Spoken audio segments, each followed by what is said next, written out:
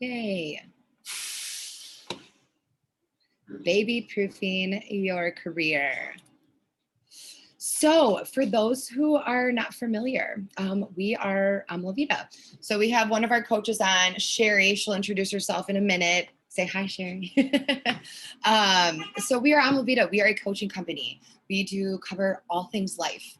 We have career coaching, leadership coaching, health and wellness, which is my specialty, and we have life coaching as well. So we really, truly are a one-stop shop for all things life. And it's in our name, Vida, love your life. And that is exactly what we are here to do, to help you figure out what it is that you need more of in your life. What is it you need to get rid of, and helping you to truly live that authentic life that you deserve. Oh, just kidding. All right. Well, I'm Jill. I don't need to do a whole lot of introduction. But like I said, health and confidence coach. I get to do lots of fun things here with Vida, like I mentioned. And just really, really happy to be here. I'm not a mom yet, but I am going to be someday. And I just really find these conversations just so powerful. I cried like 3 times last time, so hopefully I don't cry this time, but you never know. I just really love where these conversations go, because I know you moms, you deserve it. So enough about me. Go ahead and go on to Coach Shari. Say hi, Shari. Hi, everybody. I love these. I'm a career and leadership coach here at ALV. I am a mom. I'm a longtime mom. I have a 27-year-old daughter and an almost 21-year-old son. I have been a single mom. I have been a stay-at-home mom. I have been a work outside of the house full-time mom. I have been all the different kinds of moms, the cool mom, the crappy mom, all the moms, all the while working. So happy to be here and share and learn from you as well. In terms of coaching, I coach up and down the career and leadership spectrum, handling career management, new leadership, and everything in between. So, like I said, happy to be here and sharing with all of you lovely, empowered ladies today. Awesome. Thanks, Shari. All right, Meredith. Please introduce yourself. I'm Meredith. I'm so thrilled to be partnering with Vida today. I am the founder of Om Mama Co., which is community and resources for Seattle and elsewhere moms. Started out all local here in Seattle, but luckily, thanks to COVID, a lot of our resources have been able to move online. I personally am also a family photographer, and I am currently pregnant with my first baby. So I'm very excited to learn from the panel and all of you that are here today. This is a topic that is very close to my heart, and things that I'm thinking about, and how to navigate working life as a mom myself. So thanks for having me. Thanks, Meredith. Wonderful. Nicole, say hi, Nicole. Hi, thank you so much for having me. I will start off by saying, and I always say this in my bio too, I'm a mom of 3. They're all elementary age, so 11, 9, and 8. So I would say right now, my first title is a teacher, as many of you might be able to relate to that. But what I'm really passionate about is working with moms and helping them stay true to who they are, because I truly believe that when you are whole and feel confident and capable in yourself, you can be the best for you and then for everyone around you, which, obviously includes your family. So my background is in HR. I have a degree or a master's in therapy. So I combine a lot of my business acumen stuff, which you'll find out later, with my therapeutic tactics. So that's kind of the angle that I take with a lot of the things that I work on with moms. Amazing. Thanks, Nicole. Krista, last but not least. Hi, this is Krista Kenna. I'm a mom of 2 girls, Isla and Layton. Isla is 3.5, Layton is 1.5. So they're basically mini teenagers.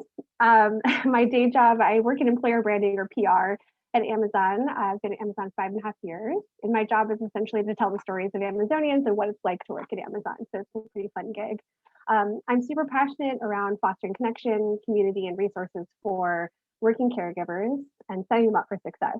And I've been a part of two wonderful affinity groups, as we call them at Amazon, Mamazonian and Families at Amazon, which allow me just to create experiences for these working caregivers and specifically mothers in some cases. Just find, relationships with other working mothers and kind of learn how to be okay with that and how to be successful in that regard. So very much looking forward to being a part of this day. Thanks for having me. Yay. Thank you. Thank you. Thank you. We're so honored and so happy to have all of you moms here. And thank you so much for your time and energy. I know that, like I said before, this is definitely the place that we want to create that safe space, that community, that connection, and just not bouncing ideas off them, but just sharing different experiences of what all of us, what you all are going through. And also just getting that support, that connection. And of course, having some coaches on here to kind of help, guide some action points. And we will have a nice fun little activity towards the end that Nicole will be sharing. So thank you all again. Just really excited. All right. So what I would love to do is to get all of you just to share, engage with the group. What is, or how has your perception of your career changed since becoming a mother? And I definitely invite all of you to please, you can unmute yourself, you can share, you can have our panel start off. And then if you want to chime in, you can go ahead, put stuff in the chat box, or if you want to unmute yourself, you can. So for me, it's the first thought is which time, because my perception of my career has changed multiple times. My career has gone through multiple iterations. I've been a mom twice. So my perception has changed with each iteration, and being that my oldest is 27, society has changed its view as we've gone through. So for me, my perception of my career has changed substantially. Before I was a mother the first time, I just figured I would just have a baby and go back to life. Like, that's the way that goes, right? That's what they show you on TV, poof, baby mama, I'm on my way. So when reality hit really hard that is not how it goes in real life, because employers weren't as supportive as they are now. There weren't resources for me to advocate for myself in the workplace that I didn't know about. I had to change my perception and then prioritize what was going to be important. And it has iterated a number of times since then. And happy to see so many women on this call wanting to understand how to be able to do that for themselves and advocate and get themselves so that they can prioritize baby first, career first, whatever their choice is. So for me, it's been an iteration throughout, and it has changed multiple times. Yeah, I totally agree with that. I'll just jump in. I mean, I've only been a mom for 3.5 years, and it feels like a lifetime sometimes, because I read somewhere in the chat, someone said something about being a workaholic. Hi, fellow used to be workaholic. Like, I would work morning, noon, and night. I loved that. That was my thing. That was my identity, was being Krista, that hardworking person who gets things done. And so same with what I just heard from Shari, like coming back to work, I was like, oh, I'll just be a mom and then I'll come to work and I'll do all those things. And I was hit quite hard in the face with the realities of it doesn't happen that way. And I was very fortunate to find the Mamazonian group and join the board of that group at Amazon, because I don't think I would have survived if I didn't realize that I wasn't the only one going through those things, until I talked with other mothers and other people going through those same feelings. I mean, talk about imposter syndrome, right? Until I met other people going through those things and having those conversations and finding those resources, did I realize I can do it. I'm just a different person and I have to approach it in different ways, set those boundaries, really protect my time. So I totally resonate with what you said, Shari. I was going to say the same thing, and I saw it in chat too about prioritizing. I think that's one of the biggest things that changed for me, was my perception of you know, how I prioritize my time and what I valued. And that continues to change today as my kids get older and I change and I evolve and my passions and interests like too. And I wish I would have had someone tell me at the beginning that it's okay, that who you think you are today is actually going to be different.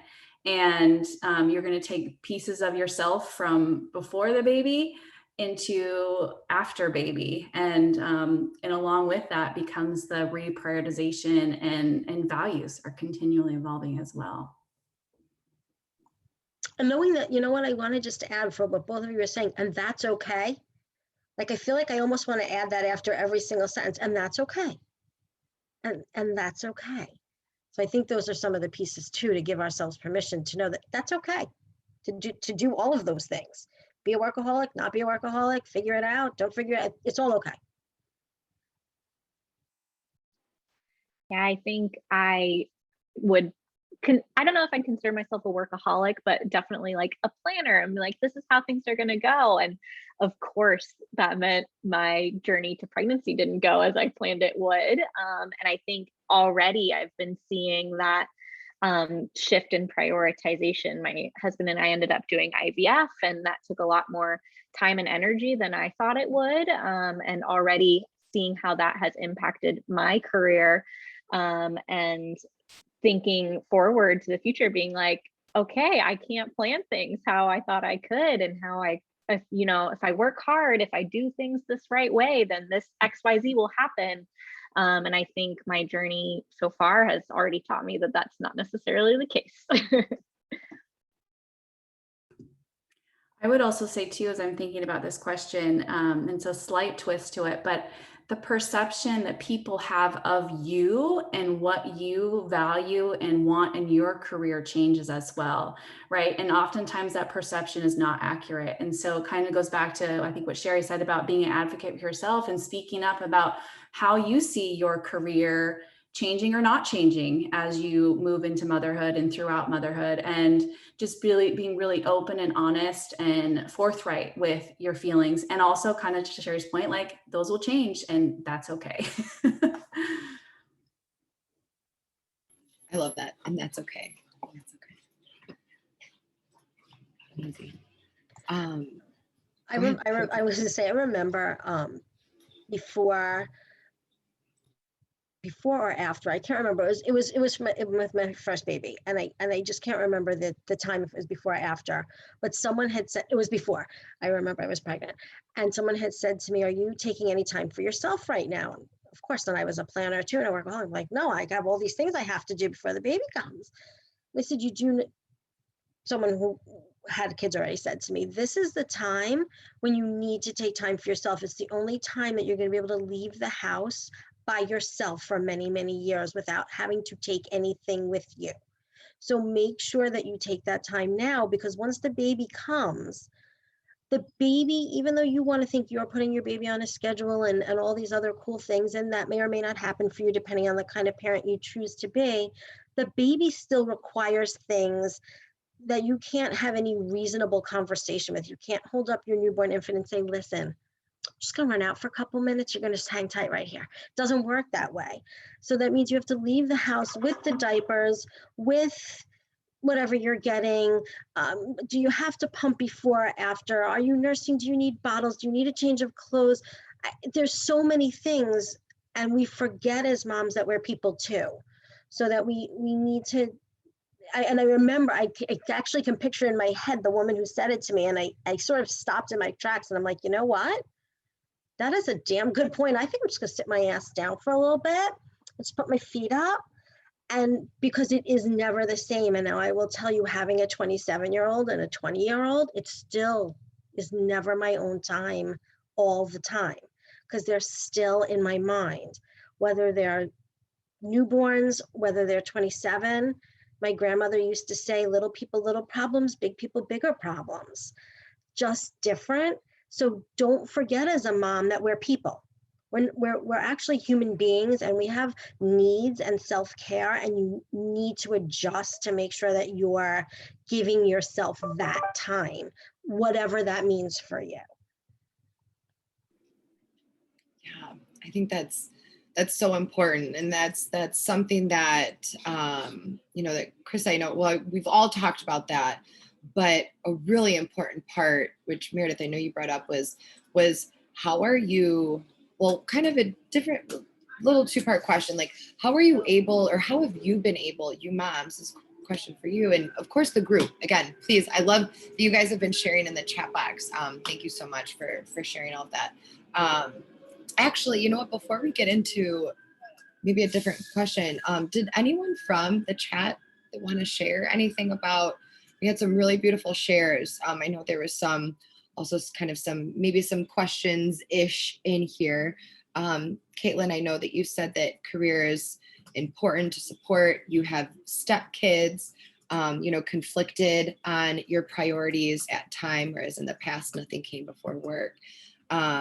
I see also some maybe past workaholics. So a lot of that, you know, not balance, can't really balance, right? But figuring out, you know, what are those boundaries? What are their priorities? What is shifting for you that you need to take care of yourself? But I would love to, does anyone want to share?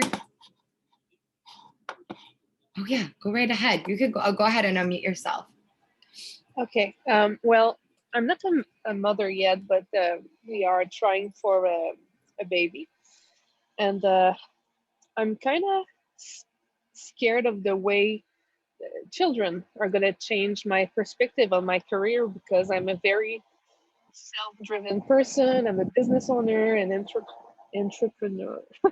And I don't know if it happens to anyone in the group, but I'm scared that my work won't have the same importance after I have a children, because of course I want to, I don't know, it's another human being. I need to be there for him or she. So I don't know, I'm very scared about the change that's going to happen. I'm scared to be able to be a good mother, because I still like to work and my career is still important for me. I don't know. I'm a little bit confused about how I feel right now regarding that. And English is my first language, so I'm sorry if it's a little bit like difficult to understand. You're doing great. Thanks, Beverly.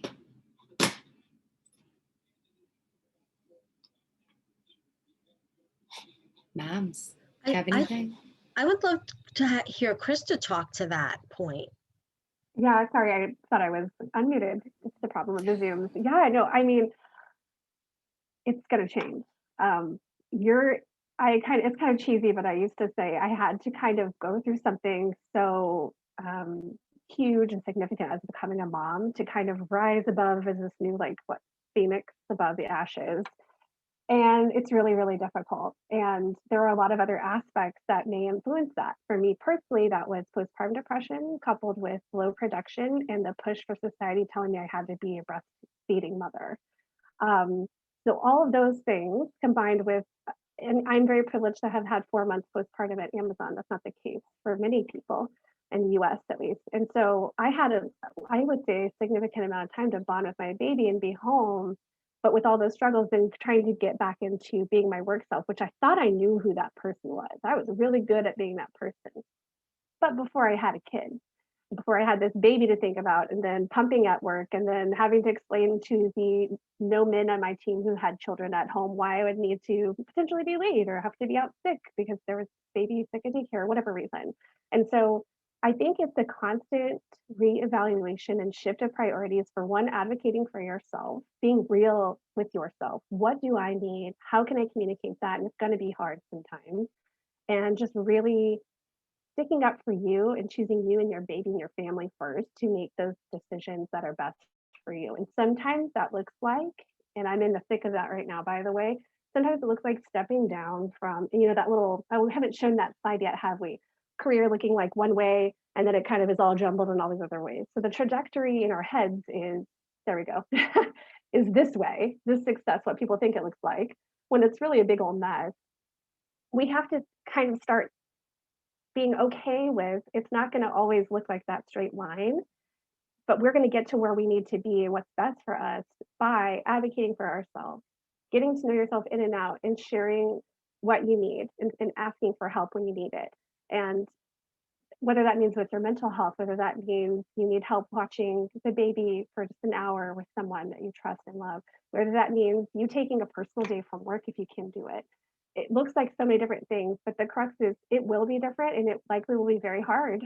But once you get through that, you will see, for me, that's where I'm at right now, is I have seen my career change so much over the last couple of years. I blew up my career, tried something brand new. It's not been working out well. I'm trying to get out of that now.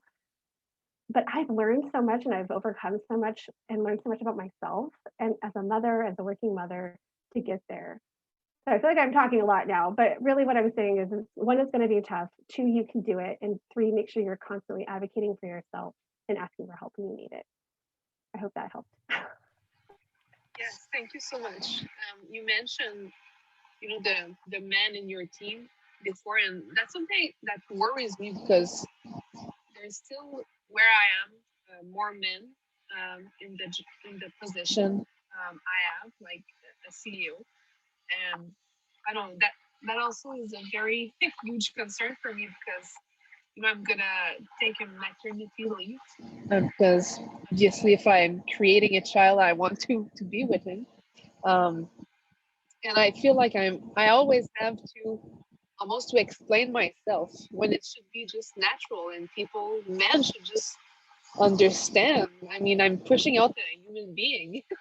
um, so Right. I find that very difficult. I find it difficult to manage that, having to explain myself to men, other CEOs and stuff like that. It's exhausting.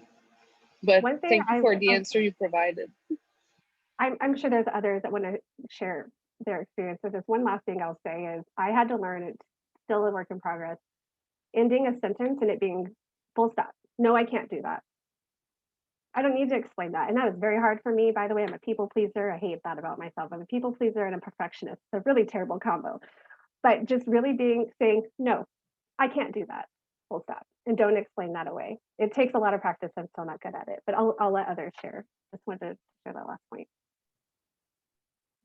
And I would say too, as you make that transition, even, in the process of getting pregnant or being pregnant or the first few months and years of pregnancy or having a baby, like we said earlier, your values will change, and being really thoughtful about aligning what you do and who you're with and the decisions you make with those values, because it really helps you feel good about those decisions that you're making, right? And if you get people on board with you, if you ask for help in certain ways and they're aligned with the same values that you have, then it just creates this ecosystem of support. The other thing that I would say too, just kind of in alignment with like how things change, is that your identity will change. Like, and I remember this fully, and when I was pregnant, it was like you automatically become part of this new club that you haven't even really signed up for yet. And people are including you in conversations that you're not even really ready for.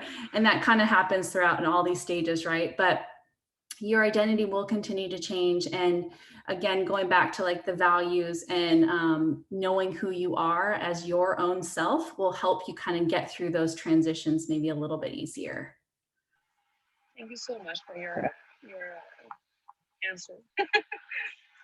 I feel like I maybe did not talk enough about like this identity change that's gonna happen. But I'm very excited to get further on that road. Thank you, girls. I wanted to say something, piggybacking on what Krista said earlier. Part of when you're managing your career, and probably it doesn't matter your gender or your parental status, is so important to also learn what you don't like. And I think, Krista, that was so important that you said that. And you kind of, like, I think people don't realize the significance of, you tried something new and it didn't work. Okay, now I know that. That's like really important information. Sometimes people spend so much time on, well, what do I want to do? What do I like to do? Learning what you don't like is a super important part. And when you're a mom, that ties into that also. What's working for me as a mom and as a working mom in my career and personally, and what isn't. And then when you learn things that aren't, it's such vital, critical information to what your next moves are, whether they be professional or personal. So I thought that really resonated with me when you said that. So I wanted to make sure that everyone really caught that piece, even though it wasn't the full answer. I thought that was hugely important that you're sharing that in your journey. It's just a huge significant piece in how you iterate as you go. Right, you're spending so much time, you're spending this amount of time at work and this amount of time at home. So you really want to love what you're doing if you can, when you're spending that much time away. Because if you're not, that's going to kind of affect everything else too. So great point, Shari. I would also love to hear, these are all amazing points. I would love to hear, Shari, how it has changed as your kids went through different stages. And so I feel like that happens a lot where you kind of, you know, Krista mentioned before we got on the call, work-life integration instead of balance, and just how that changes through the stage of your kids' ages, basically. So again, everybody on this call is going to find what their sweet spot is with their person, whoever they're raising their children with, and understand that does take a village. It is never just you and your person, or just you. It's you, your person, the teachers, daycare providers, the grandma, the grandpa, this partner's brother, the dog walker. I mean, really, it is the whole village. So I'm going to talk to my experience, but really know that this is personalized for how it works for you. And I think someone earlier said it. I think Krista said it when she was speaking also. Ask for help. The biggest mistake, no matter what stage you're in, is thinking you're going to do it all by yourself and you don't need any help. You need help. Everyone needs help sometime. Ask for the help. You'd be surprised. People want to help. I found the infant years, now looking back on it, I had a little postpartum depression with both kids.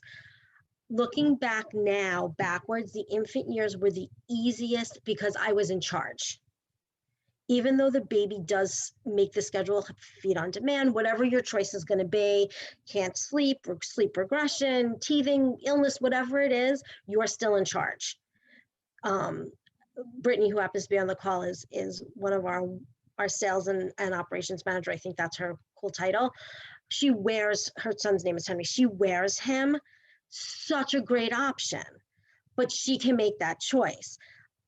Like when they get older and they're in their toddler dumb, like Krista is probably experiencing now, you don't get to make those choices for them. My son, who is now 20, had to talk. I was consulting at the time. I thought that I would work from home without a caregiver. I thought, I'm in charge, I'll handle that. So he wanted to talk to the CEO of a company I was working with at the time. And guess what? I wasn't in charge. He actually got on the phone. And you're saying to yourself, no, you're the parent, you just take the phone. Yeah, not when your 3-year-old is crawling in your lap, you don't. And there was nowhere to go. It wasn't like I could say, okay, let me just put you in the other room with the caregiver, because I was not bright enough to have one. So you learn from your mistakes. So I found the infant years the easiest. Toddler years were among the most challenging if I wanted to keep them home with me. I needed to ask for help, needed to get on the same page as my husband. I needed for him to understand that if I was working, then we needed to expend money to have a caregiver, because then I wasn't going to be able to work effectively, and I needed to advocate for what I wanted. In the middle years, when they were running a lot and there was a lot of activities, we made a choice for my family that my job became part-time, and I became the primary person who handled that. When they got into that middle school age, we actually switched. My husband had a lot more flexibility in his job, and I didn't. So we switched, and he became the person who stayed home if they were sick and drove them all over. The best part is when they get their own driver's license. So the worry changes, but your time changes. Going up now into these adult years, it's a lot of navigation between friend, parents, making sure they're making good choices, not being in charge of everything for them, but letting them do it. And you have got to develop some good strategies and communication styles really early on with them while you're doing that, like when they're little. And I'm going to say, pick and choose your battles from like when they're in vitro. Like what, I use this question in my coaching all the time across the board, which is, does this serve me? Does this behavior serve me? Is this going to serve me? And I used that as a parent from the time they were little. I was telling a story actually just before this with a client about strong-willed toddlers. And my daughter, again, now she's 27, and God, I hope no one here knows her, was very strong-willed, and she didn't want to wear what I wanted her to wear. And while I don't listen to my mom frequently, I remember clearly her saying to me, you better pick your battles because you got a long way with this. And I did. And I would bring her to daycare dressed in stars and stripes and a tutu with an umbrella, rain boots. And I would just hand her off and say, yeah, I'm sorry, I didn't dress her. But I made the choice that it didn't best serve me to fight with her over that. And now at 27, and we had lots of tumultuous years, she's a really good friend and she's a really wonderful adult. She supports herself, she contributes to society, she's happy, she's healthy. Do I love everything she does? No. And it isn't how I would do it, but it isn't my life. I've consistently raised my kids with this two caveats. One, I'm going to give you roots and wings. That's the first thing. And the second thing is, I don't care how you get there, but here's what you must be able to do. You must be able to support yourself financially with healthcare options. You must be happy. You must stay healthy. And you must be a productive member of society. How you do those things, I'm in your corner. So I don't know if that actually answered your question, but that's the best I got so far. And still learning every day as a parent. I want to add one thing to Shari. That was great for me to listen to personally. So thank you. One thing that does not serve us well and has personally affected me is social media. We see this image of what we think moms are supposed to be and look like, and that ruined my life until I knew better. Leading up to my firstborn, I followed all these mommy bloggers, and there's nothing wrong with mommy bloggers, but picking the right ones. I just thought I was going to have warm coffee and my house was going to be clean and I was going to bounce back and I was going to have this wonderful child. And that was a huge lie. And I was so disappointed. So I always tell my friends and anyone that'll listen, don't pay attention to those ideas that the super mom and she does that, she does it all and she could do anything. Like, that's so not real. And it's such a myth for us to like get fed that crap. So just know you're going to be a good mom one day, and in the next hour, you're going to be a bad mom, and then you're going to be, there's going to be these hills and valleys, and I'm in it right now with my teenager. She's terrifying. And the things I'm having to argue about, I never thought I'd have to say out of my mouth. Please don't put that in your mouth. It gets crazier from there. Like, just realizing that in the thick of it all, like, there's no one view of what a good mom is, and you're doing your best. And I think you've probably heard this all the time. It's like, if you care, you're doing your best. Like, that's, if you care enough to wonder, am I a good mom or am I a good parent, you're doing a great job. So just not paying attention to everything you see online. I know we know this, but it's almost impossible not to look and think, oh, that's what it should be like. That's the big lie. Ooh, if there's anything that I can contribute to this conversation is comparison will ruin everything. It will destroy your happiness. It will completely deplete your progress. Think about it. We've all been there, especially moms, being there and you're so proud of yourself. Finally, like maybe you took a shower this morning and you got the kids off and you have like 1 hour to yourself for like peace, whatever. The house might be messy, whatever. You're just have your own Zen time. You're proud of yourself. You did it. Congratulations. In that time, you open up social media and perfect mom down the street has her house all clean. She's doing this. She's gotten her facial. She's doing those. And then all of that excitement and that peace just went right out the window, and in comparison, it's such it hurts. But in those moments, this is my kind of like my coaching tip is We can observe all of that stuff. We can observe the comparison.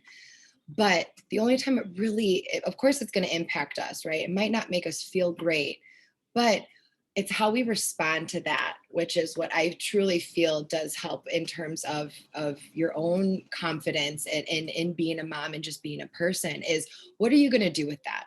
So if you might see, you know, perfect Patty has her whole life together. Another thing that I always remind my clients is that what you see on social media is a perfectly curated picture that I promise you, as someone who also tried to build a business online, I promise you that picture, there was maybe 100 that were taken and it took over an hour and there were so many different things. Like, just know another thing as well as those stories you see as well, it's 15 minutes out of a 24-hour day. You know darn well that everything else that goes on behind those stories is not what you're seeing. So just have to preface that. But the one thing, point of me saying all this is how you respond and what you do for yourself after you see that comparison is probably most important in any sort of personal development and characters. And you can tell yourself, even as a mantra, is be like, this is my life. I am one person. I can do one thing at a time, whatever that mantra is, which is a really great segue into our motherhood mission statements, which we'll have time to do it in a few minutes. But it's really giving yourself that confidence to be like, you know what, that's okay. That's so-and-so's life. I'm doing the best that I can. Whatever you want to tell yourself, just remember that comparison's going to happen. We're all humans, but just remember it's what you do afterwards is really where the real work is. And Krista, yes, which is why your circle matters. Absolutely. I love that. I'll say one more thing. I know I talked a lot, but I was going to say, the one thing I think that's changed a lot for me too is evaluating the friendships that I have. It is about quality. It is not about quantity, even though it feels like that sometimes. And going through a pandemic with kids has felt very lonely and isolating. And the types of friendships that I've kept and have gotten stronger over this past year and a half or whatever have been those that I can say without fear of judgment. These are the hard days I've gone through.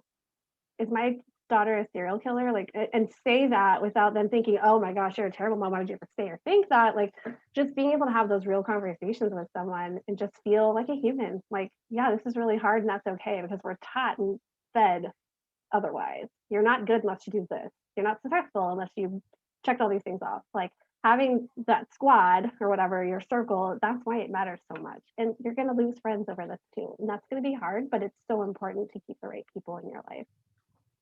I just feel like a bobblehead. I'm like, yes, yes, yes, yes. This reminds me of a story. I was sitting with a friend. We were having coffee. I think my kids were like 5, 3, and 2 at the time. And I was into the social media, the bloggers. I was trying to work full time. I was trying to drop up and pick up from daycare and, you know, do all the things, right? And I remember talking to her and just being like, oh my gosh, I'm not doing well. And she's like, well, what are you missing out on? And I have this Rolodex in my head. I'm like, well, I made the cupcakes for the birthday, and I, went on the walk with my friend, and like there were all these things that I'm figuring out that I'm doing. And then it hit me and I was like, I'm totally missing out on myself. So as I'm hearing everyone talk and I'm thinking about this transition through these stages of life and becoming a mom, and when your kids get older, like it all, to me, it comes back to like just making sure that you're really taking care of paying attention to yourself, because it's so easy when you have a great career and you have kids that are constantly needing your attention, or you have a partner, or it's so easy to lose that.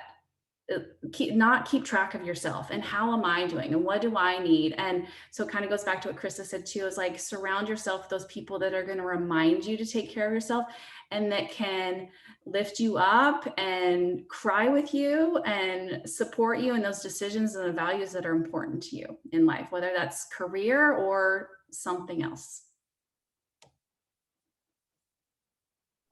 I love that. I put this in the chat, but I wanna say it out loud.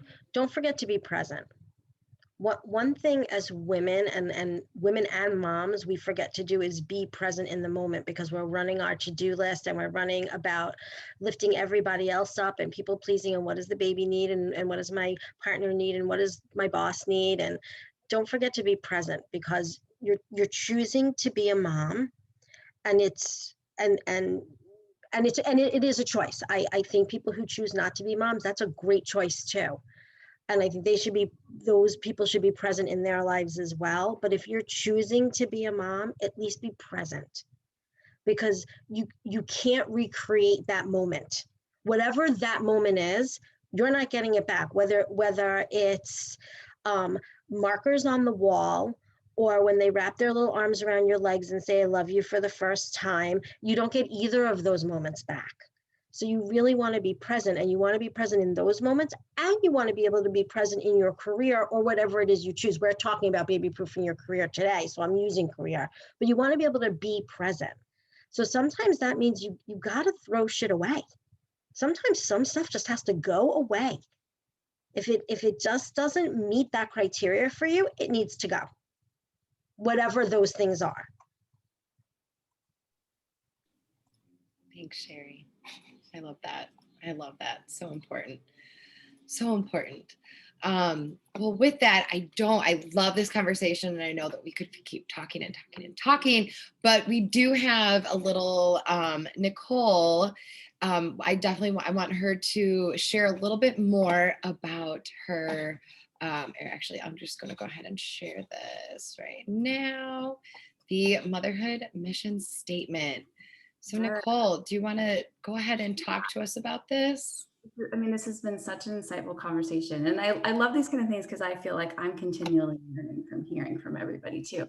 And when I think about like going back to like the title of this, like baby proofing your career, to me, you know, one of the most important things, I've kind of mentioned it before, is like really being true to yourself and know who you are and being confident in your identity and your values.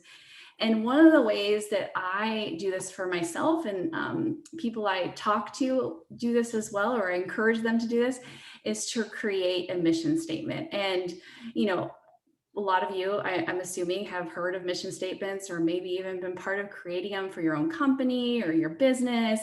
And I find so much value in this because I grew up in Microsoft. That was the first part of my career. And now I'm doing other things, but I continue to go back to creating mission statements, really help you set direction and make it very clear what you want to achieve. And it was like, I don't know, 5 or 6 years ago, a light went on and I was like, oh my gosh, like my organization is my family right now.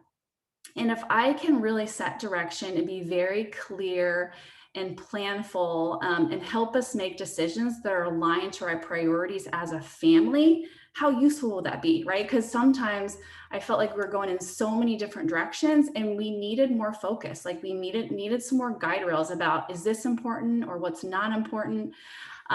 So that's how this came up about, is kind of using some of the tactics that I used to work with companies, or you know, when I would do this within companies. So there is a worksheet that I think Jill's going to send out as a follow-up to this. I'm not going to go through like actually how to do it, but I am going to try to encourage you guys to take a few minutes, you know, when you have some time, and sit down with yourself or your parenting partner or whoever's kind of in your support system to create it. You know, you can create it for yourself. You can create it with other people because that's kind of fun. And once you do, you know, it really helps you, you know, create and I was going to say, like, it just helps you prioritize what are things going on in your life. And so the first thing that I would say is like, make it real. So you don't want something that is like going to be something that you can't remember. You know, all good companies have mission statements that are very succinct and to the point. As things change, you know, throughout like your course of your life and your motherhood and you know, priorities and values change, go back to this statement, just as other companies do, right? They have new products or services or whatever, customers. And so they go back and realign what their focus is. Share with your kids. You know, I actually created one with my husband and with my kids. And I told the ladies earlier that I have sticky notes throughout the house, and I honestly do with our mission statement on it. And our mission statement, just to give you like a sneak peek of what it could look like, is I will keep my kids safe, teach them to never give up, have fun, and to love. And it's very simple. And all my kids, honestly, if you say like, what's our mission statement, they will, they could recite this, good or bad. But when you do share it with your, your family, the people that are supporting you, it really helps hold you accountable to what your priorities and values are. And then if it comes to such a big decision, like around safety, for example, it makes it very clear, like that doesn't align with our mission statement. So it's a lot of fun. Maybe I think it's too much fun because of my background. But I would encourage each one of you to like, just play around with it. And if you haven't done something like that, take it out and see if it's something that works for you guys in your life and your family. Thank you, Nicole. I love that. I think that's so beautiful. And I know that Nicole, you also mentioned before, with that worksheet that you invite, do it with your family, do it with your people. Cause I love that. I love to have that collective focus, you're just something that means a lot to you all to continue to show up as your best selves. I love that. So beautiful. Thank you. Okay, great. Well, we do have about 8 minutes left. If anyone, I would like to take this time to wrap up. We have a few quick shares towards the end, but we'll also open this up for questions as well. So how to stay connected with everyone. So because obviously we can't click through the screen, we'll be sharing all of the links and different ways that you can stay connected with all of our lovely panel moms today. So Shari and Krista, we'll share we can share everyone's LinkedIn. But for Amla Vida, so we do have, and I'll share more of this in our recap email. But for coaching, we do have a special promo code just for anyone who is attending today. If you are interested in learning more about coaching, whether it's career, life, leadership, health, we do offer free consultations, which I'll share the link there. And then if you're interested in signing up for a membership with us, you can use First Sesh Free. So you'll get your first session free with us. Awesome. Meredith, do you want to just give us talk a little bit about how to stay connected, Oh Mama Co. and your community?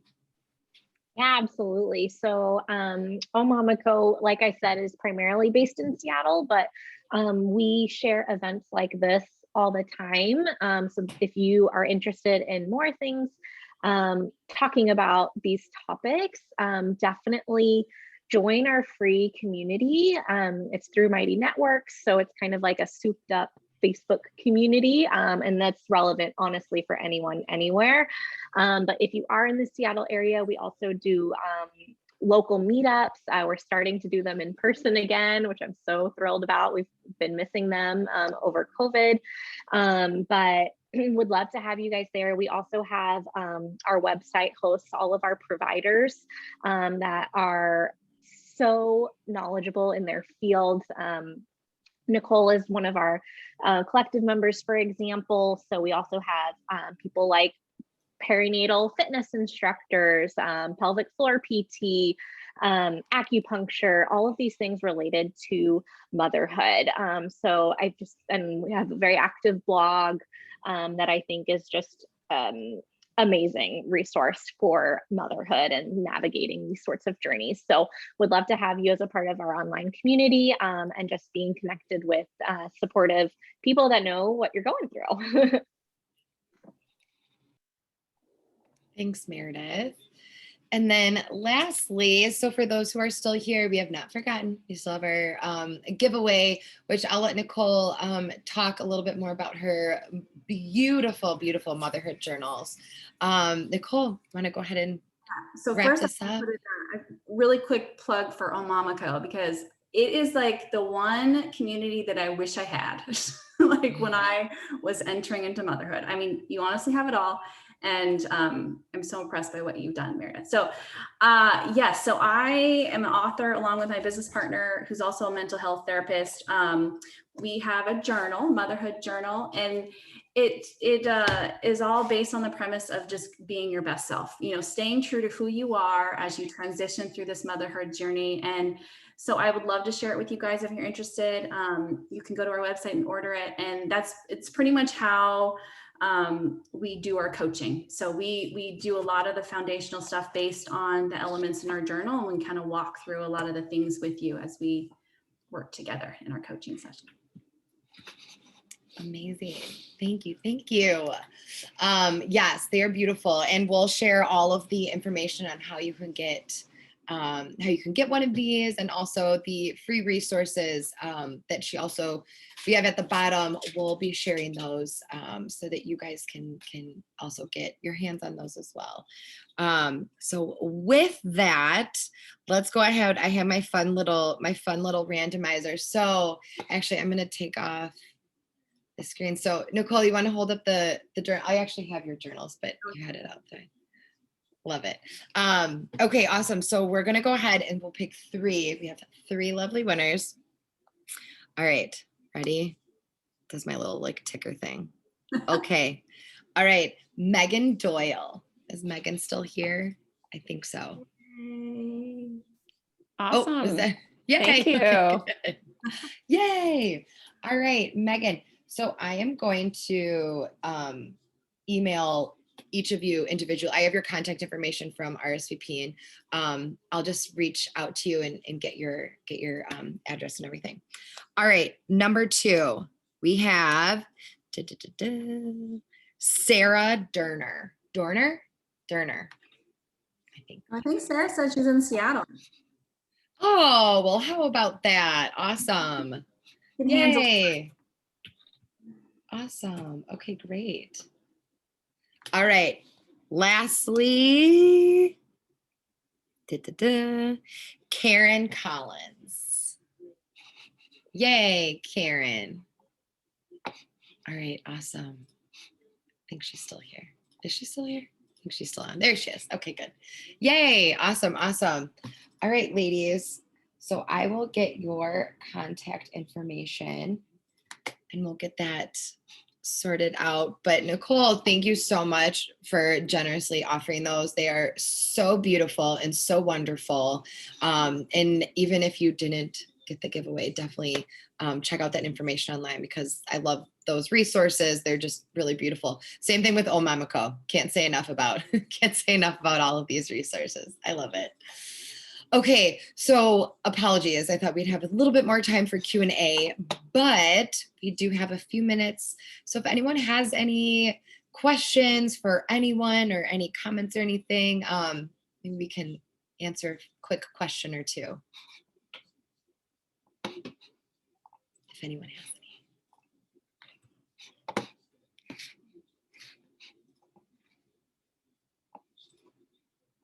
Yes. And thank you, mamas, so much. And moms to be, and all the different definitions of moms that we had today. I love that. Someone mentioned that in the beginning. I just thought that was really special, because there are so many definitions. Love it.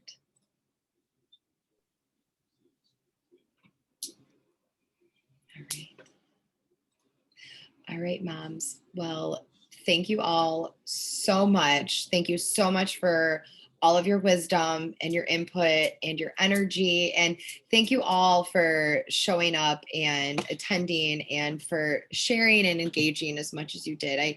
Everything that you shared was so insightful and so beautiful. And I hope that we all can continue to stay connected, stay engaged. I love that we shared some LinkedIn already. So we'll make sure that for all of our panels that we'll have everyone's contact information there so we can stay connected. And yes, thank you all so much for a wonderful conversation. Really appreciate all of you so much. Thank you. Bye. Thank you. Thanks, everyone.